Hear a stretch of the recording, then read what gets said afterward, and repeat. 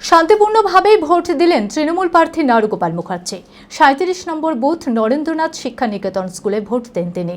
এরপর কান্তনগর পৌর প্রাথমিক স্বাস্থ্য কেন্দ্র সহ একাধিক ভোট গ্রহণ কেন্দ্রে পরিদর্শন করলেন তিনি। আর ভোটের দিনেও অধীর চৌধুরীকে কটাক্ষ করতে ছাড়েননি নারুগোপাল মুখার্জি। মানসিক স্বাস্থ্যের জন্য সবার আগে যে নামটি মনে ভেসে ওঠে, সুস্থ মনের ঠিকানা মনোবীক্ষণ। যোগাযোগ নাম্বার 7477799513। ঠিক আছে, হ্যাপি এখনো পর্যন্ত ঠিকঠাকই চলছে, এখনো তো খুব ভালোভাবে ভোটটা চলছে। আমি সব বুথ ঘুরি, ঠিকই আছে। আমি যে বুথগুলোতে ঘুরলাম, মানে বুথে সবাই ঘুরবে, ও ঘুরবে, কাঞ্চন ঘুরবে, আমিও ঘুরবো।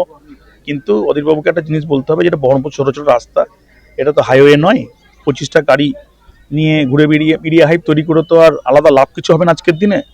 তো লোকসভা ভোটেও করেছিলেন, আমি এসপিকে ইতিমধ্যে বলেছি যে ওনার যে আপনার পারমিশন যেগুলো গাড়িগুলো আছে এগুলো নিয়ে ঘুরুক, বাদ বাকি মিডিয়ার গাড়ি ওনার সঙ্গে ট্যাগ হয়ে যাচ্ছে, দিয়ে একটা বড় কনভয় তৈরি করে এই যে একটা রোল নিচ্ছে, এটাকে একটা আলাদা, মানে এটা এই নাটকটা না করলে আজকের দিনে ভালো হয়। কারণ ছোট ছোট রাস্তা কনজেস্টেড, লোকে ভোট দিতে পারছে না, এমনি গরমে দাঁড়িয়ে আছে, তার মধ্যে এই এসি গাড়ির মধ্যে বসে এই ন্যাকামাগুলো না করলেই ভালো হয়।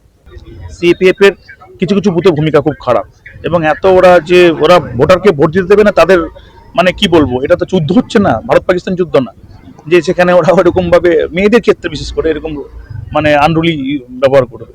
তো গণতন্ত্রে নির্বাচন কমিশন ভোটটা দেওয়ার জন্যই করে মানুষকে, যেখানে 50% মহিলাদের রিজার্ভেশনের জন্য বিল নিয়ে আসছে, এটা তো বিজেপি সরকার আপনার, সেখানে যেহেতু তারা আনতে দিচ্ছে না, এবং সেখানে আমাদের মহিলাদের উপর তার যে মানে একটা আপনার প্রেশার, তার যে আপনার থ্রেট, সেটা তৈরি করে যাচ্ছে।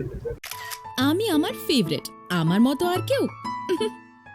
চঞ্চলতা তার কথায় কথায় জীবনে মিশে রঙ ভরায়, চুপি সারে মনে সে সাদে সবাইকে পাগল করে।